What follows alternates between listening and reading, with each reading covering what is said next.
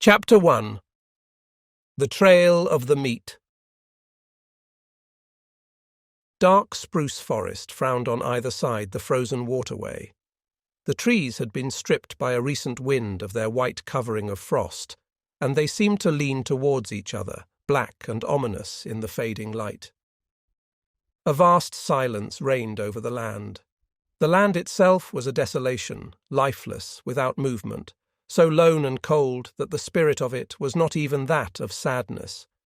There was a hint in it of laughter, but of a laughter more terrible than any sadness, a laughter that was mirthless as the smile of the Sphinx, a laughter cold as the frost and partaking of the grimness of infallibility. It was the masterful and incommunicable wisdom of eternity, laughing at the futility of life and the effort of life. It was the wild, the savage, frozen-hearted Northland wild. But there was life, abroad in the land and defiant. Down the frozen waterway toiled a string of wolfish dogs. Their bristly fur was rimmed with frost. Their breath froze in the air as it left their mouths, spouting forth in spumes of vapour that settled upon the hair of their bodies and formed into crystals of frost. Leather harness was on the dogs, and leather traces attached them to a sled which dragged along behind. The sled was without runners. It was made of stout birch bark, and its full surface rested on the snow. The front end of the sled was turned up, like a scroll, in order to force down and under the bore of soft snow that surged like a wave before it. On the sled, securely lashed, was a long and narrow oblong box. There were other things on the sled, blankets, an axe, and a coffee pot and frying pan, but prominent, occupying most of the space, was the long and narrow oblong box. In advance of the dogs, on wide snowshoes, toiled a man. At the rear of the sled toiled a second man. On the sled, in the box, lay a third man whose toil was over, a man whom the wild had conquered and beaten down until he would never move nor struggle again. It is not the way of the wild to like movement. Life is an offence to it, for life is movement, and the wild aims always to destroy movement. It freezes the water to prevent it running to the sea.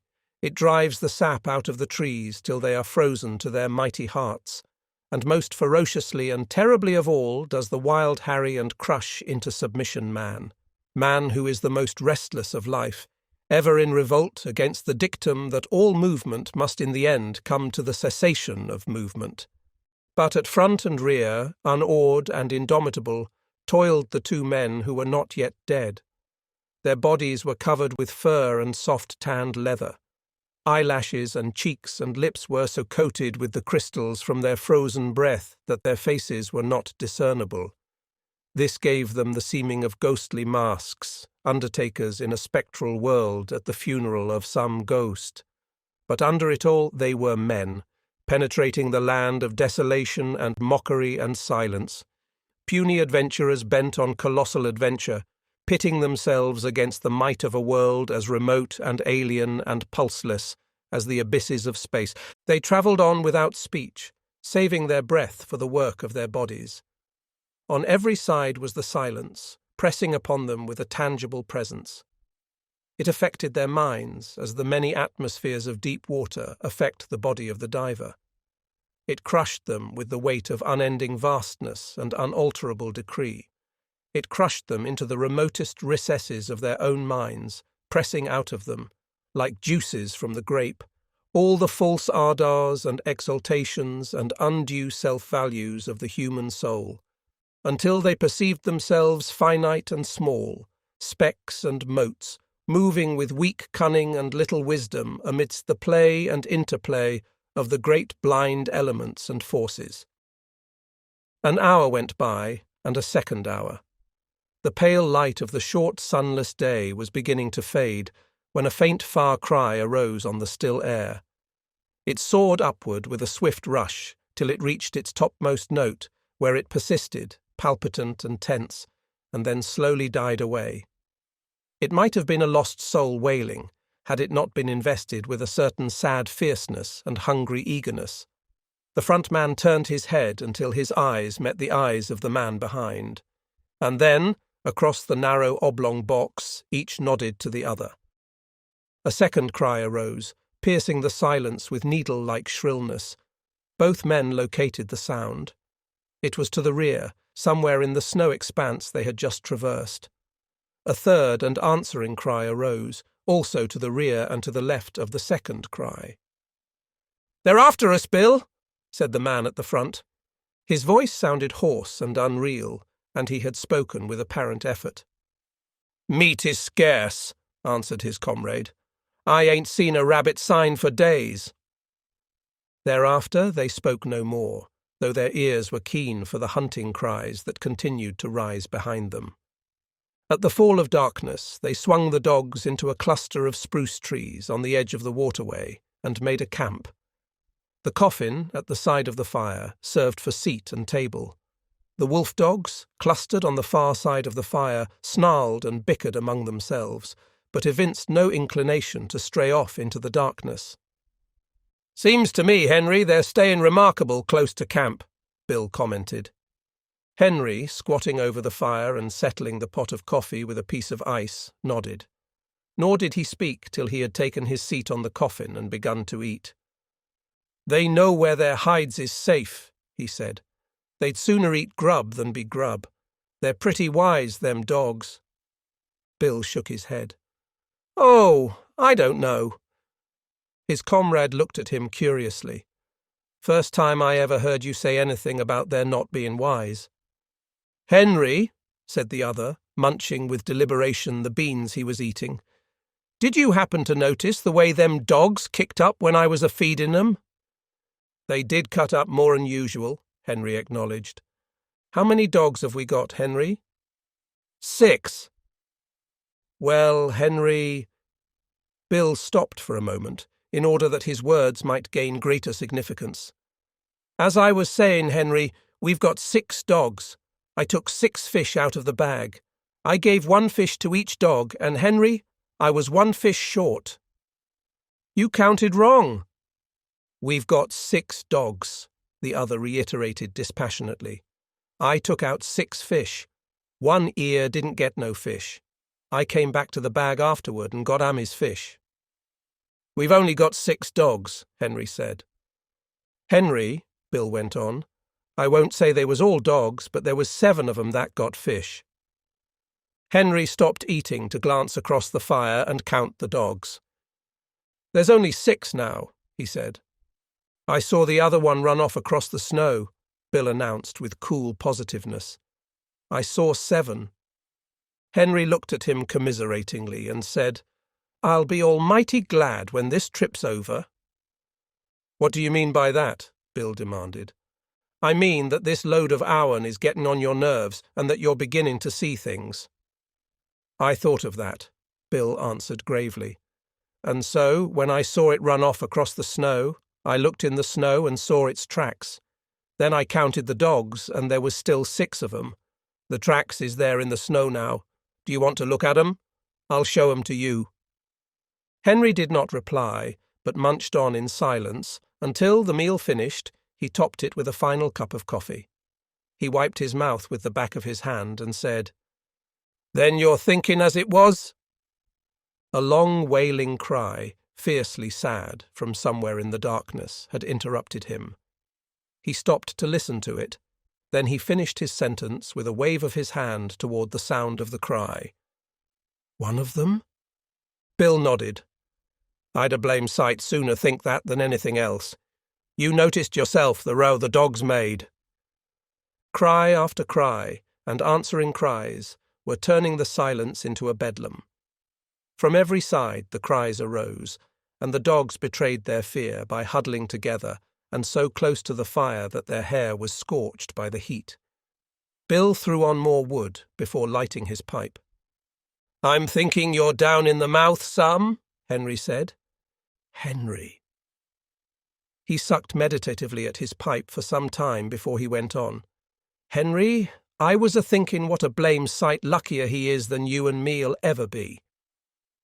He indicated the third person by a downward thrust of the thumb to the box on which they sat. "You and me, Henry, when we die, We'll be lucky if we get enough stones over our carcasses to keep the dogs off of us." "But we ain't got people and money and all the rest like him," Henry rejoined. "Long-distance funerals is something you and me can't exactly afford." "What gets me, Henry, is what a chap like this, that's a lord or something in his own country, and that's never had to bother about grub nor blankets, why he comes a-butting round the God-forsaken ends of the earth.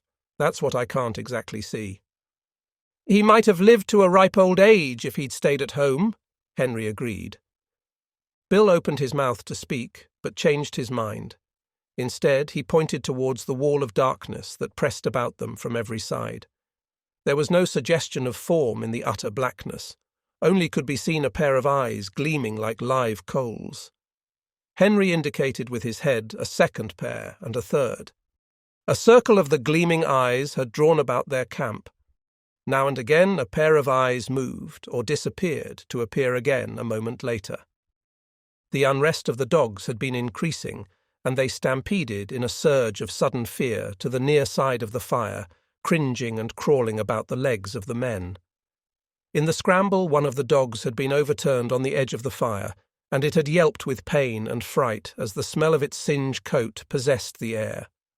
The commotion caused the circle of eyes to shift restlessly for a moment and even to withdraw a bit, but it settled down again as the dogs became quiet.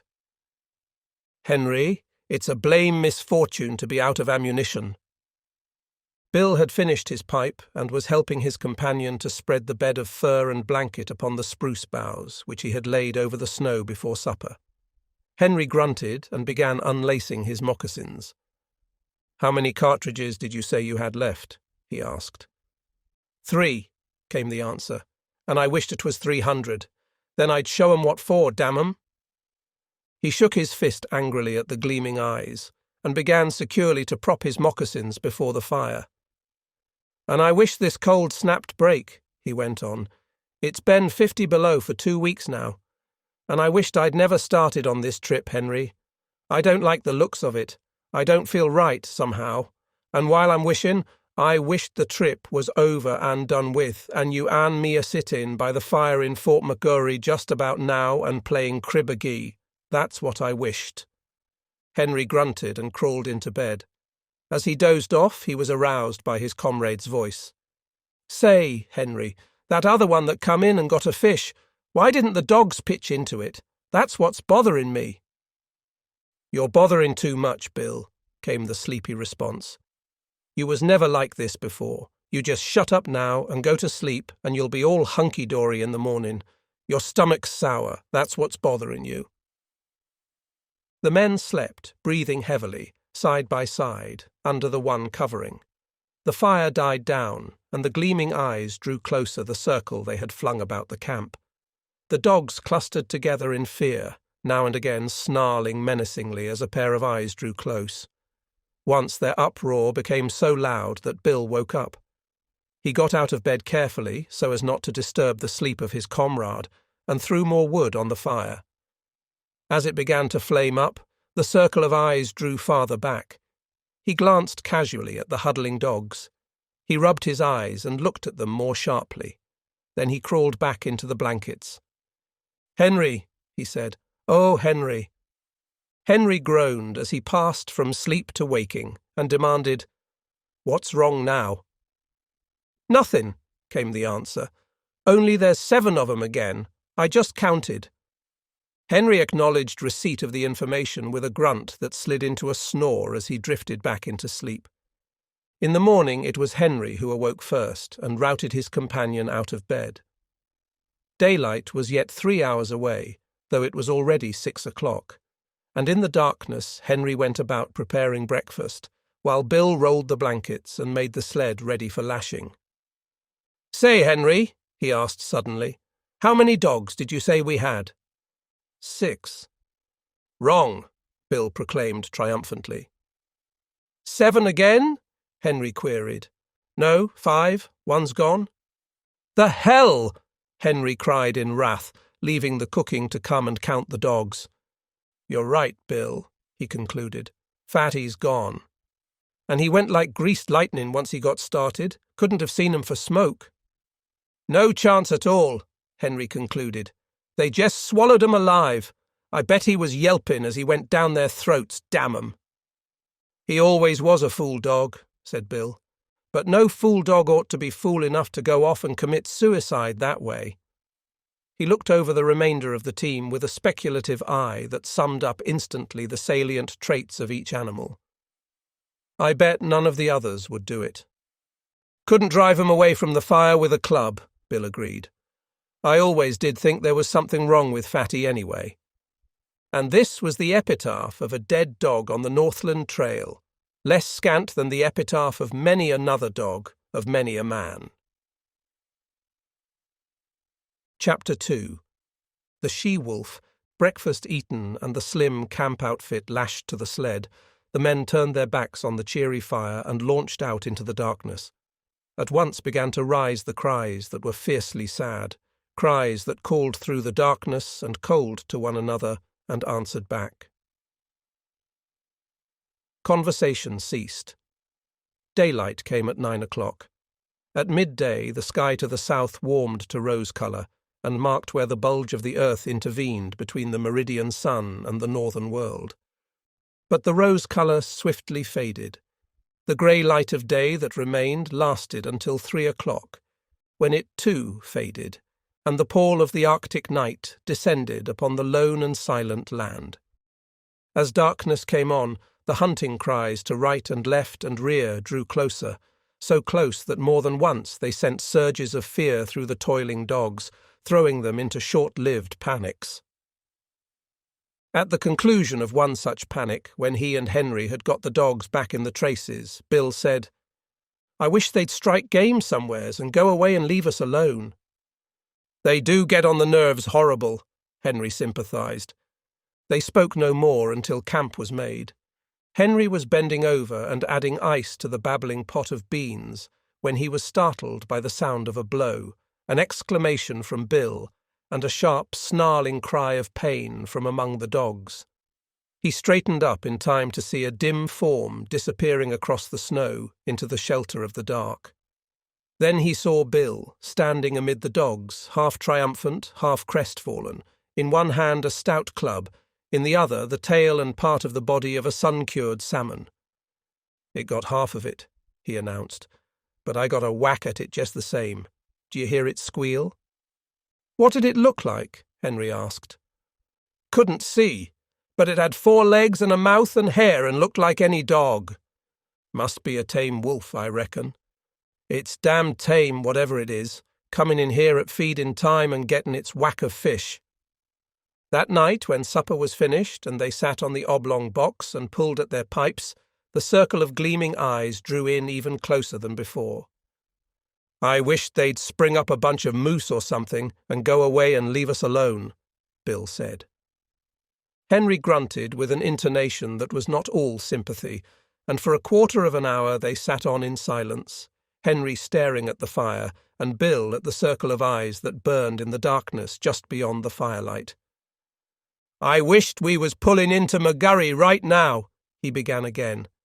"Shut up your wishing and your croaking," Henry burst out angrily.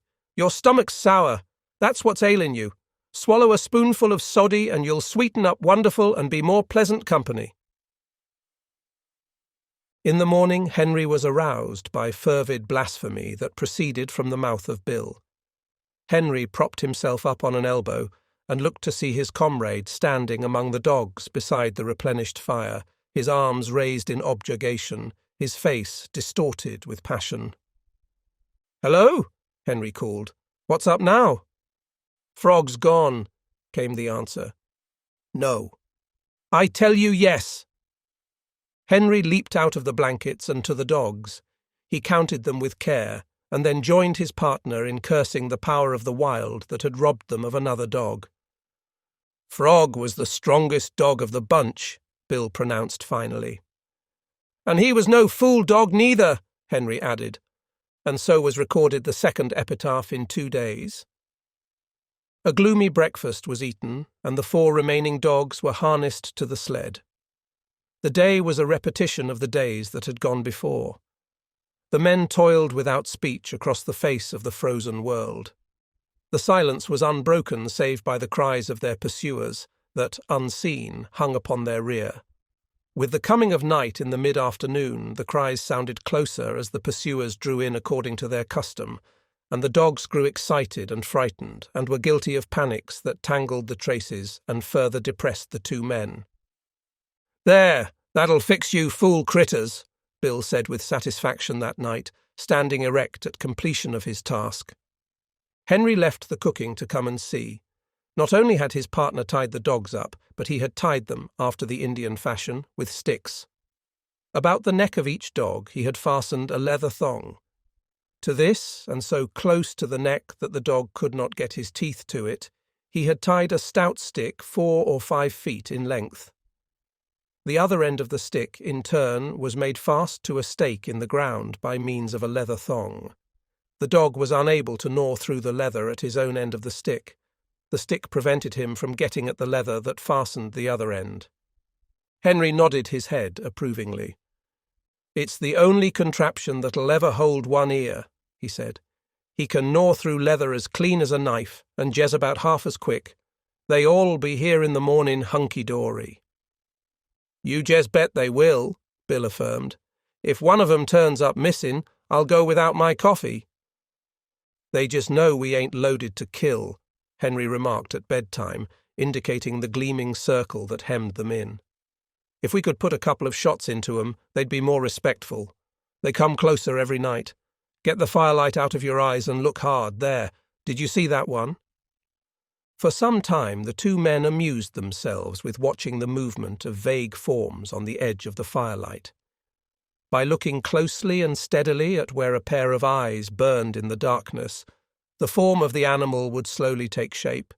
They could even see these forms move at times. A sound among the dogs attracted the men's attention. One ear was uttering quick, eager whines, lunging at the length of his stick toward the darkness, and desisting now and again in order to make frantic attacks on the stick with his teeth. "Look at that, Bill," Henry whispered. Full into the firelight, with a stealthy, sidelong movement, glided a dog-like animal.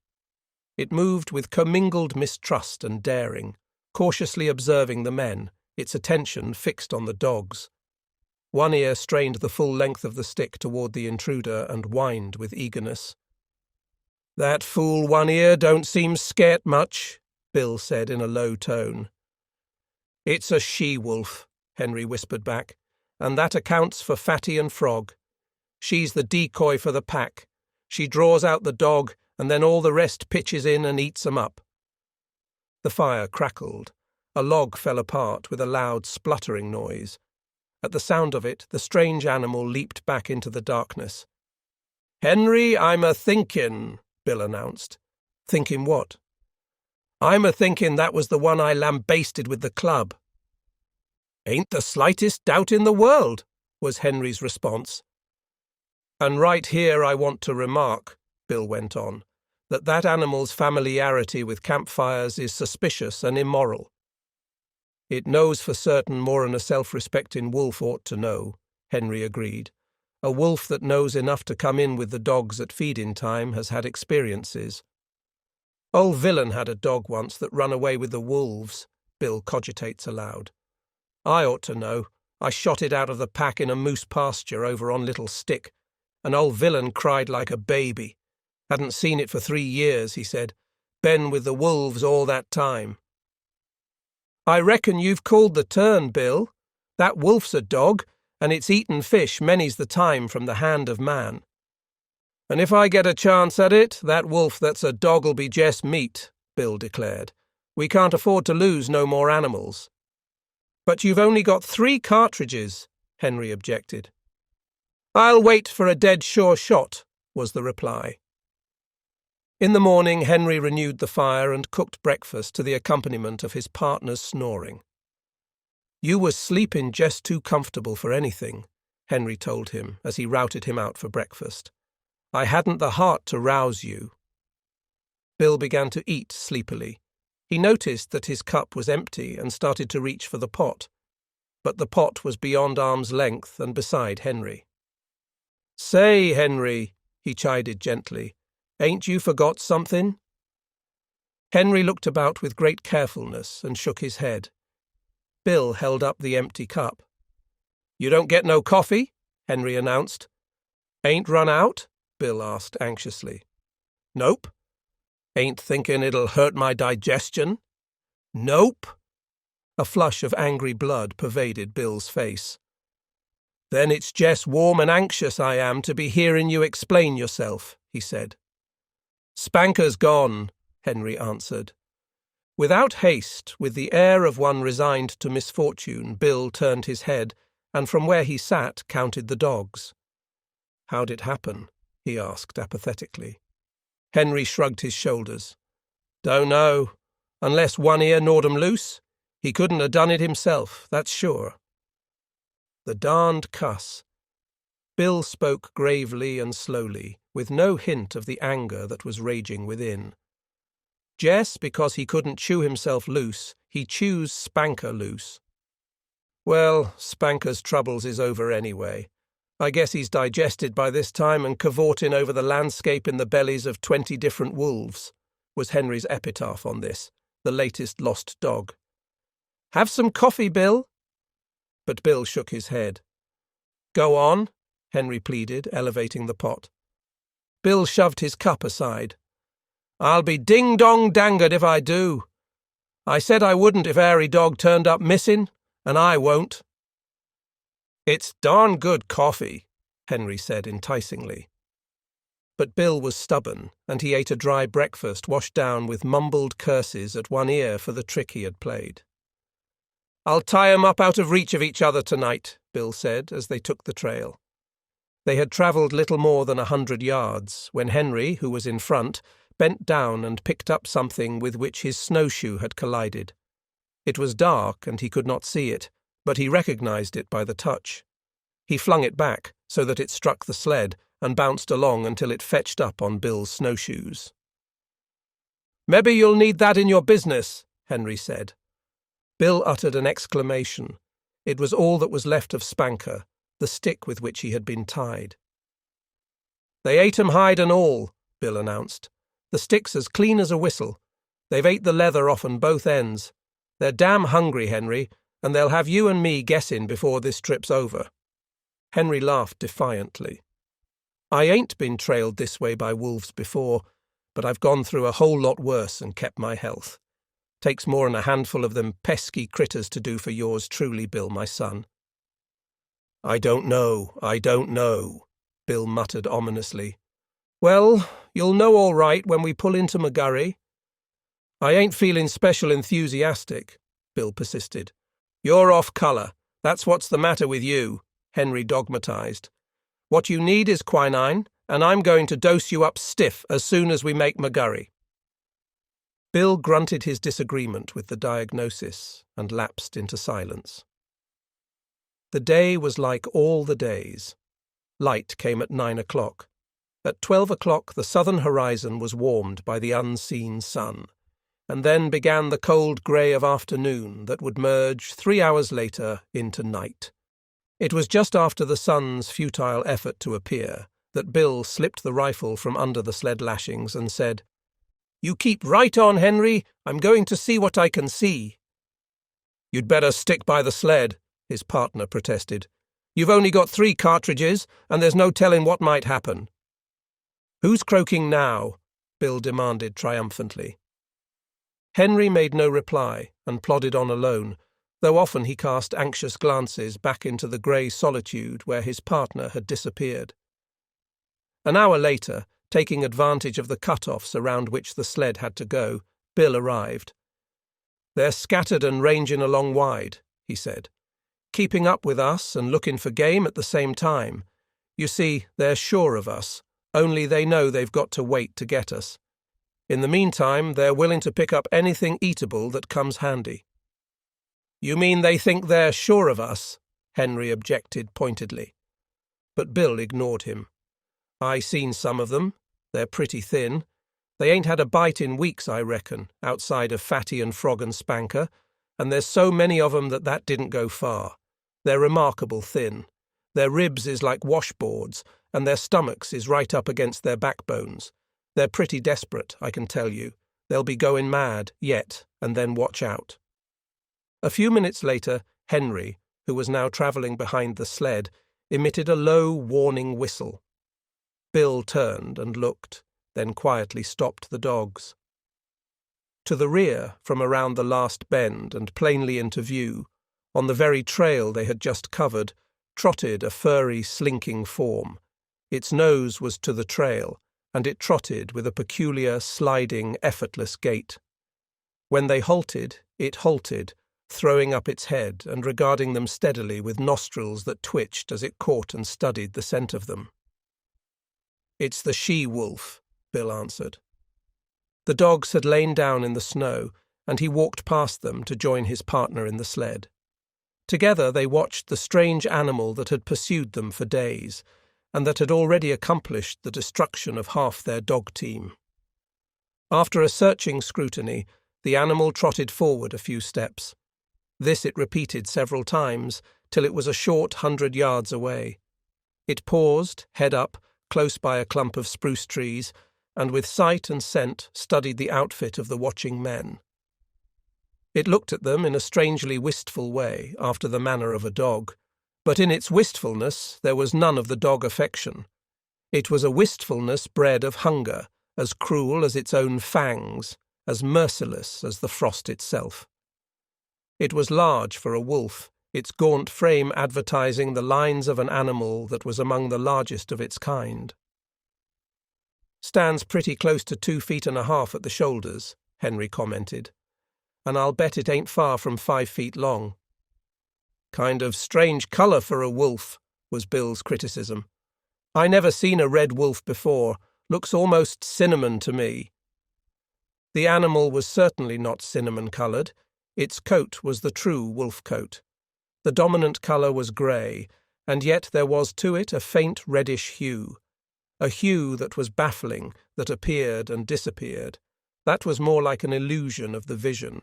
Now grey, distinctly grey, and again giving hints and glints of a vague redness of colour not classifiable in terms of ordinary experience. "Looks for all the world like a big husky sled dog," Bill said. "I wouldn't be surprised to see it wag its tail."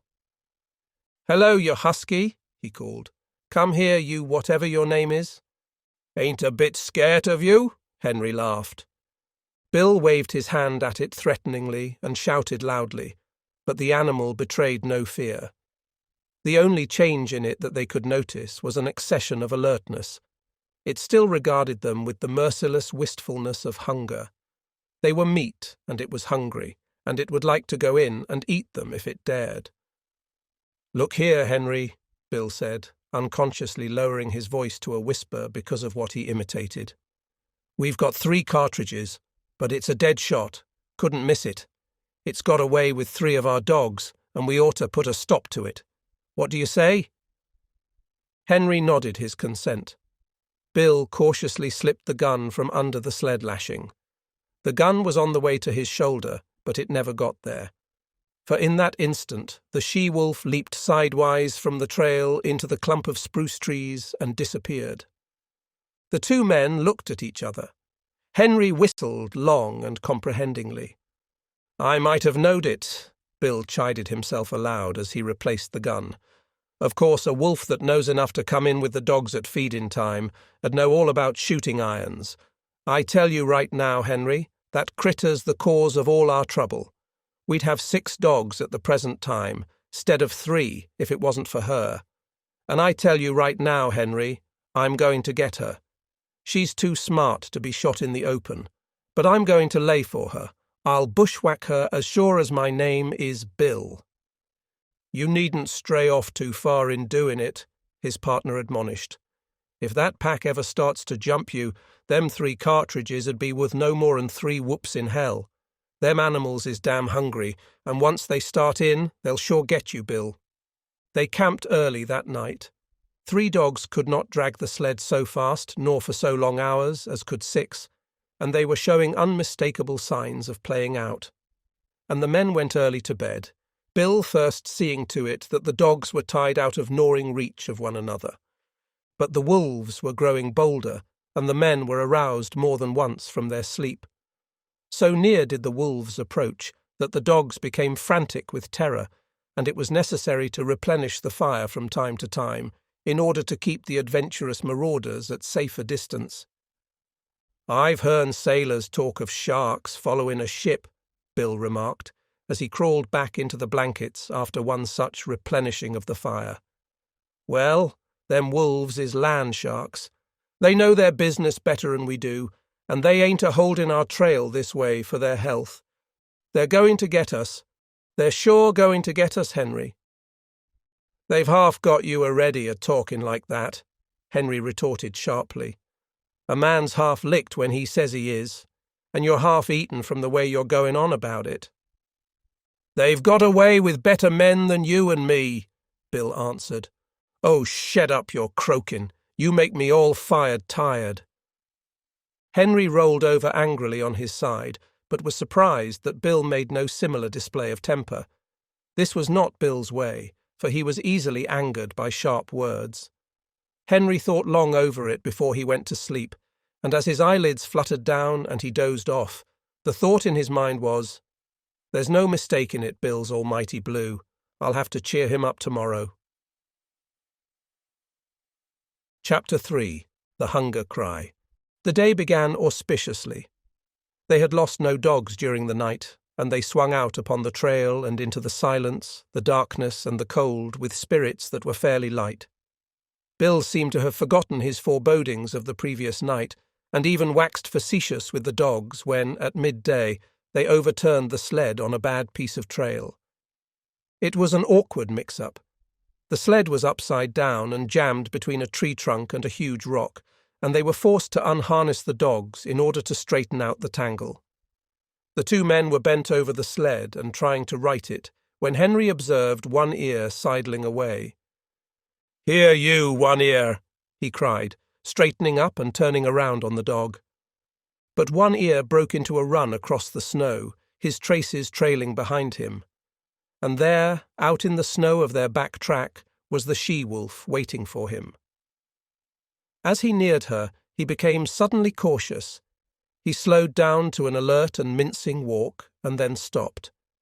He regarded her carefully and dubiously, yet desirefully. She seemed to smile at him, showing her teeth in an ingratiating rather than a menacing way. She moved toward him a few steps, playfully, and then halted.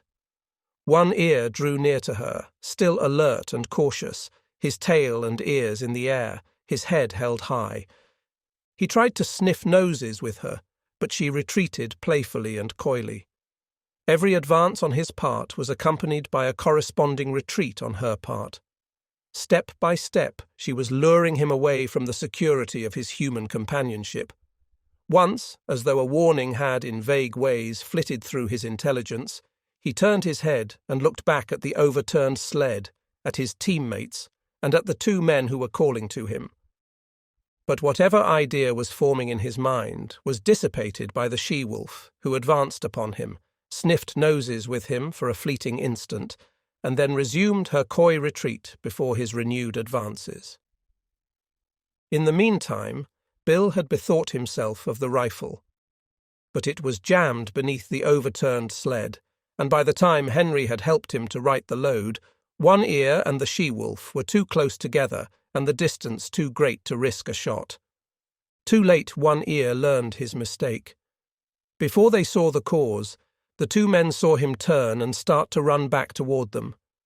Then, approaching at right angles to the trail and cutting off his retreat, they saw a dozen wolves, lean and grey, bounding across the snow. On the instant, the she-wolf's coyness and playfulness disappeared. With a snarl, she sprang upon One Ear. He thrust her off with his shoulder, and, his retreat cut off and still intent on regaining the sled, he altered his course in an attempt to circle around to it. More wolves were appearing every moment and joining in the chase. The she-wolf was one leap behind One Ear and holding her own. "Where are you going?" Henry suddenly demanded, laying his hand on his partner's arm. Bill shook it off. "I won't stand it," he said. "They ain't a-going to get any more of our dogs if I can help it." Gun in hand, he plunged into the underbrush that lined the side of the trail. His intention was apparent enough. Taking the sled as the center of the circle that One Ear was making, Bill planned to tap that circle at a point in advance of the pursuit. With his rifle in the broad daylight, it might be possible for him to awe the wolves and save the dog. "Say, Bill," Henry called after him, "be careful, don't take no chances." Henry sat down on the sled and watched. There was nothing else for him to do. Bill had already gone from sight, but now and again, appearing and disappearing amongst the underbrush and the scattered clumps of spruce, could be seen One Ear. Henry judged his case to be hopeless. The dog was thoroughly alive to its danger, but it was running on the outer circle while the wolf pack was running on the inner and shorter circle. It was vain to think of One Ear so outdistancing his pursuers as to be able to cut across their circle in advance of them and to regain the sled. The different lines were rapidly approaching a point. Somewhere out there in the snow, screened from his sight by trees and thickets, Henry knew that the wolf pack, One Ear, and Bill were coming together. All too quickly, far more quickly than he had expected, it happened. He heard a shot, then 2 shots, in rapid succession, and he knew that Bill's ammunition was gone. Then he heard a great outcry of snarls and yelps. He recognized One Ear's yell of pain and terror, and he heard a wolf cry that bespoke a stricken animal, and that was all. The snarls ceased. The yelping died away. Silence settled down again over the lonely land. He sat for a long while upon the sled. There was no need for him to go and see what had happened. He knew it as though it had taken place before his eyes. Once he roused with a start and hastily got the axe out from underneath the lashings. But for some time longer he sat and brooded, the 2 remaining dogs crouching and trembling at his feet. At last he arose in a weary manner, as though all the resilience had gone out of his body, and proceeded to fasten the dogs to the sled. He passed a rope over his shoulder, a man-trace, and pulled with the dogs. He did not go far.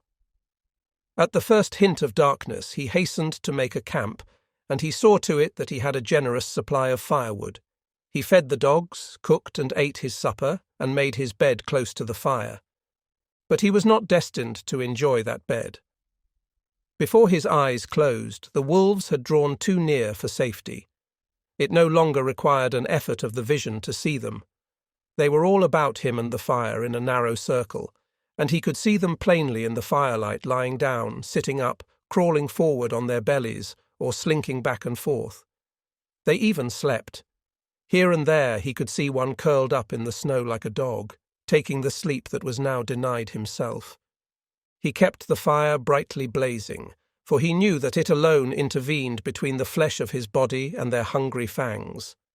His 2 dogs stayed close by him, one on either side, leaning against him for protection, crying and whimpering, and at times snarling desperately when a wolf approached a little closer than usual. At such moments, when his dogs snarled, the whole circle would be agitated, the wolves coming to their feet and pressing tentatively forward, a chorus of snarls and eager yelps rising about him. Then the circle would lie down again, and here and there a wolf would resume its broken nap. But this circle had a continuous tendency to draw in upon him. Bit by bit, an inch at a time, with here a wolf bellying forward, and there a wolf bellying forward, the circle would narrow until the brutes were almost within springing distance. Then he would seize brands from the fire and hurl them into the pack.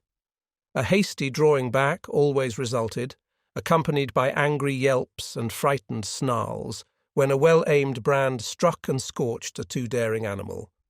Morning found the man haggard and worn, wide-eyed from want of sleep. He cooked breakfast in the darkness, and at 9 o'clock, when, with the coming of daylight, the wolf pack drew back, he set about the task he had planned through the long hours of the night. Chopping down young saplings, he made them crossbars of a scaffold by lashing them high up to the trunks of standing trees. Using the sled lashing for a heaving rope, and with the aid of the dogs, he hoisted the coffin to the top of the scaffold. "They got Bill, and they may get me, but they'll sure never get you, young man," he said, addressing the dead body in its tree sepulchre. Then he took the trail, the lightened sled bounding along behind the willing dogs, for they too knew that safety lay open in the gaining of Fort McGurry. The wolves were now more open in their pursuit, trotting sedately behind and ranging along on either side, their red tongues lolling out, their lean sides showing the undulating ribs with every movement. They were very lean, mere skin bags stretched over bony frames with strings for muscles, so lean that Henry found it in his mind to marvel that they still kept their feet and did not collapse forthright in the snow. He did not dare travel until dark. At midday, not only did the sun warm the southern horizon, but it even thrust its upper rim, pale and golden, above the skyline. He received it as a sign. The days were growing longer, the sun was returning. But scarcely had the cheer of its light departed than he went into camp. There were still several hours of grey daylight and sombre twilight, and he utilized them in chopping an enormous supply of firewood. With night came horror. Not only were the starving wolves growing bolder, but lack of sleep was telling upon Henry. He dozed despite himself, crouching by the fire, the blankets about his shoulders, the axe between his knees, and on either side a dog pressing close against him. He awoke once and saw in front of him, not a dozen feet away, a big grey wolf, one of the largest of the pack. And even as he looked, the brute deliberately stretched himself after the manner of a lazy dog, yawning full in his face and looking upon him with a possessive eye, as if, in truth, he were merely a delayed meal that was soon to be eaten. This certitude was shown by the whole pack, fully a score he could count, staring hungrily at him or calmly sleeping in the snow. They reminded him of children gathered about a spread table and awaiting permission to begin to eat, and he was the food they were to eat. He wondered how and when the meal would begin. As he piled wood on the fire, he discovered an appreciation of his own body which he had never felt before. He watched his moving muscles and was interested in the cunning mechanism of his fingers. By the light of the fire he crooked his fingers slowly and repeatedly, now one at a time, now all together, spreading them wide or making quick gripping movements. He studied the nail formation and prodded the fingertips, now sharply and again softly, gauging the while the nerve sensations produced. It fascinated him, and he grew suddenly fond of this subtle flesh of his that worked so beautifully and smoothly and delicately. Then he would cast a glance of fear at the wolf circlet drawn expectantly about him, and like a blow, the realization would strike him that this wonderful body of his, this living flesh, was no more than so much meat, a quest of ravenous animals, to be torn and slashed by their hungry fangs, to be sustenance to them as the moose and the rabbit had often been sustenance to him. He came out of a doze that was half nightmare to see the red-hued she-wolf before him. She was not more than 6 feet away, sitting in the snow and wistfully regarding him. The 2 dogs were whimpering and snarling at his feet, but she took no notice of them. She was looking at the man, and for some time he returned her look. There was nothing threatening about her. She looked at him merely with a great wistfulness, but he knew it to be the wistfulness of an equally great hunger. He was the food, and the sight of him excited in her the gustatory sensations. Her mouth opened, the saliva drooled forth, and she licked her chops with the pleasure of anticipation. A spasm of fear went through him. He reached hastily for a brand to throw at her. But even as he reached, and before his fingers had closed on the missile, she sprang back into safety, and he knew that she was used to having things thrown at her. She had snarled as she sprang away, baring her white fangs to their roots, all her wistfulness vanishing, being replaced by a carnivorous malignity that made him shudder. He glanced at the hand that held the brand, noticing the cunning delicacy of the fingers that gripped it, how they adjusted themselves to all the inequalities of the surface, curling over and under and about the rough wood, and one little finger, too close to the burning portion of the brand, sensitively and automatically writhing back from the hurtful heat to a cooler gripping place. and in the same instant he seemed to see a vision of those same sensitive and delicate fingers being crushed and torn by the white teeth of the she-wolf. Never had he been so fond of this body of his as now, when his tenure of it was so precarious. All night, with burning brands, he fought off the hungry pack. When he dozed, despite himself, the whimpering and snarling of the dogs aroused him. Morning came, but for the first time the light of day failed to scatter the wolves. The man waited in vain for them to go. They remained in a circle about him and his fire, displaying an arrogance of possession that shook his courage born of the morning light. He made one desperate attempt to pull out on the trail. But the moment he left the protection of the fire, the boldest wolf leaped for him, but leaped short. He saved himself by springing back, the jaws snapping together a scant 6 inches from his thigh. The rest of the pack was now up and surging upon him, and a throwing of firebrands right and left was necessary to drive them back to a respectful distance. Even in the daylight he did not dare leave the fire to chop fresh wood. 20 feet away towered a huge dead spruce. He spent half the day extending his campfire to the tree, at any moment a half-dozen burning faggots ready at hand to fling at his enemies. Once at the tree, he studied the surrounding forest in order to fell the tree in the direction of the most firewood. The night was a repetition of the night before, save that the need for sleep was becoming overpowering. The snarling of his dogs was losing its efficacy. Besides, they were snarling all the time, and his benumbed and drowsy senses no longer took note of changing pitch and intensity. He awoke with a start. The she-wolf was less than a yard from him. Mechanically, at short range, without letting go of it, he thrust a brand full into her open and snarling mouth. She sprang away, yelling with pain, and while he took delight in the smell of burning flesh and hair, he watched her shaking her head and growling wrathfully a score of feet away. But this time, before he dozed again, he tied a burning pine knot to his right hand. His eyes were closed but few minutes when the burn of the flame on his flesh awakened him. For several hours he adhered to this program.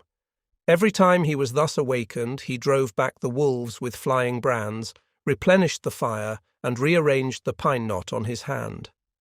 All worked well, but there came a time when he fastened the pine knot insecurely. As his eyes closed, it fell away from his hand. He dreamed. It seemed to him that he was in Fort McGurry. It was warm and comfortable, and he was playing cribbage with the factor. Also, it seemed to him that the fort was besieged by wolves. They were howling at the very gates, and sometimes he and the factor paused from the game to listen and laugh at the futile efforts of the wolves to get in. And then, so strange was the dream, there was a crash. The door was burst open. He could see the wolves flooding into the big living room of the fort. They were leaping straight for him and the factor. With the bursting open of the door, the noise of their howling had increased tremendously. This howling now bothered him. His dream was merging into something else, he knew not what. But through it all, following him, persisted the howling. And then he awoke to find the howling real. There was a great snarling and yelping. The wolves were rushing him. They were all about him and upon him. The teeth of one had closed upon his arm. Instinctively he leapt into the fire, and as he leapt, he felt the sharp slash of teeth that tore through the flesh of his leg. Then began a firefight. His stout mittens temporarily protected his hands, and he scooped live coals into the air in all directions, until the campfire took on the semblance of a volcano. But it could not last long. His face was blistering in the heat, his eyebrows and lashes were singed off, and the heat was becoming unbearable to his feet. With a flaming brand in each hand, he sprang to the edge of the fire. The wolves had been driven back. On every side, wherever the live coals had fallen, the snow was sizzling, and every little while a retiring wolf, with wild leap and snort and snarl, announced that one such live coal had been stepped upon. Flinging his brands at the nearest of his enemies, the man thrust his smouldering mittens into the snow and stamped about to cool his feet. His 2 dogs were missing, and he well knew that they had served as a course in the protracted meal which had begun days before with Fatty, the last course of which would likely be himself in the days to follow. "You ain't got me yet," he cried, savagely shaking his fist at the hungry beasts, and at the sound of his voice the whole circle was agitated. There was a general snarl, and the she-wolf slid up close to him across the snow and watched him with hungry wistfulness. He set to work to carry out a new idea that had come to him. He extended the fire into a large circle. Inside this circle he crouched, his sleeping outfit under him as a protection against the melting snow. When he had thus disappeared within his shelter of flame, the whole pack came curiously to the rim of the fire to see what had become of him. Hitherto they had been denied access to the fire, and they now settled down in a close-drawn circle, like so many dogs, blinking and yawning and stretching their lean bodies in the unaccustomed warmth. Then the she-wolf sat down, pointed her nose at a star, and began to howl. One by one the wolves joined her, till the whole pack, on haunches, with noses pointed skyward, was howling its hunger cry. Dawn came, and daylight. The fire was burning low. The fuel had run out, and there was need to get more. The man attempted to step out of his circle of flame, but the wolves surged to meet him. Burning brands made them spring aside, but they no longer sprang back. In vain he strove to drive them back. As he gave up and stumbled inside his circle, a wolf leapt for him, missed, and landed with all 4 feet in the coals. It cried out with terror, at the same time snarling, and scrambled back to cool its paws in the snow. The man sat down on his blankets in a crouching position. His body leaned forward from the hips. His shoulders, relaxed and drooping, and his head on his knees, advertised that he had given up the struggle. Now and again he raised his head to note the dying down of the fire. The circle of flame and coals was breaking into segments with openings in between. These openings grew in size, the segments diminished. "I guess you can come and get me any time," he mumbled. "Anyway, I'm going to sleep." Once he awakened, and in an opening in the circle, directly in front of him, he saw the she-wolf gazing at him. Again he awakened, a little later, though it seemed hours to him. A mysterious change had taken place, so mysterious a change that he was shocked wider awake. Something had happened. He could not understand at first. Then he discovered it. The wolves were gone. Remained only the trampled snow to show how closely they had pressed him. Sleep was welling up and gripping him again. His head was sinking down upon his knees when he roused with a sudden start. There were cries of men and churn of sleds, the creaking of harnesses and the eager whimpering of straining dogs. 4 sleds pulled in from the riverbed to the camp among the trees. 6 men were about the man who crouched in the centre of the dying fire. They were shaking and prodding him into consciousness. He looked at them like a drunken man and maundered in strange, sleepy speech. "Red she-wolf. Come in with the dogs at feedin' time. First she ate the dog food, then she ate the dogs, and after that she ate Bill." "Where's Lord Alfred?" one of the men bellowed in his ear, shaking him roughly. He shook his head slowly. "No, she didn't eat him.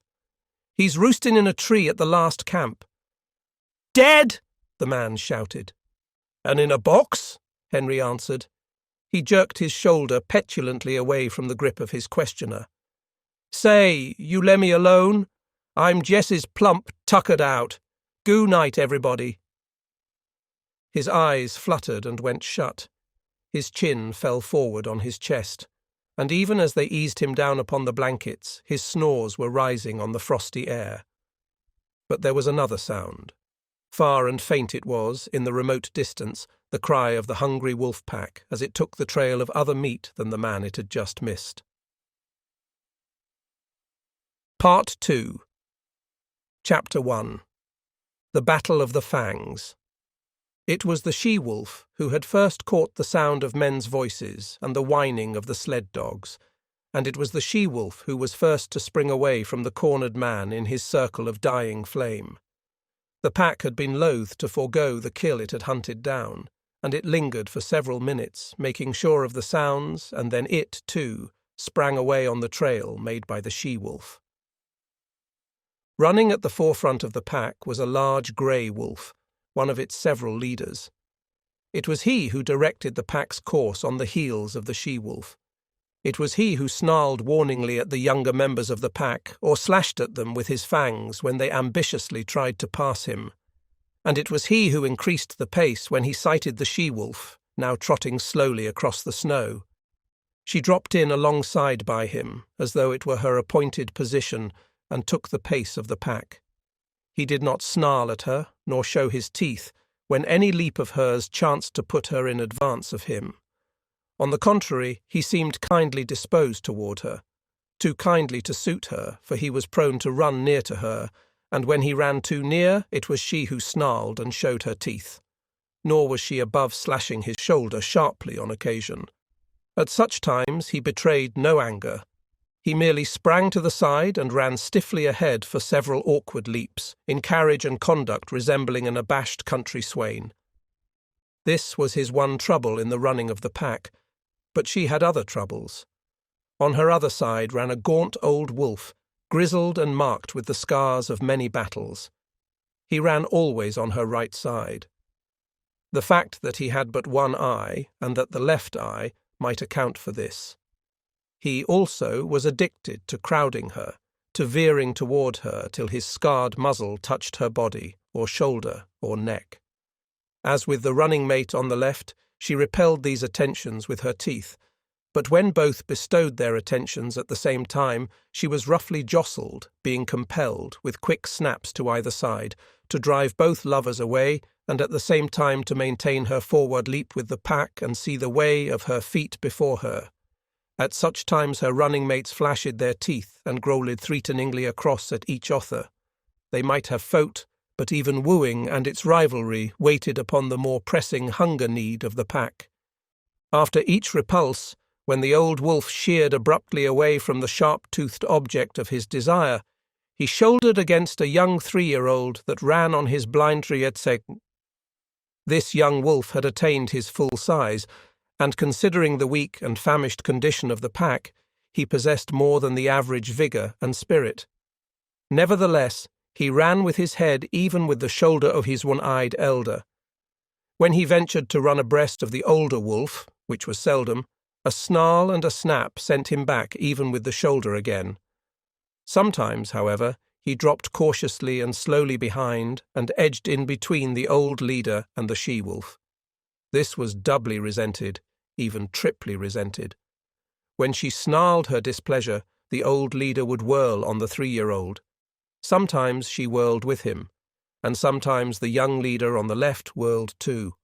At such times, confronted by 3 sets of savage teeth, the young wolf stopped precipitately, throwing himself back on his haunches, with forelegs stiff, mouth menacing, and mane bristling.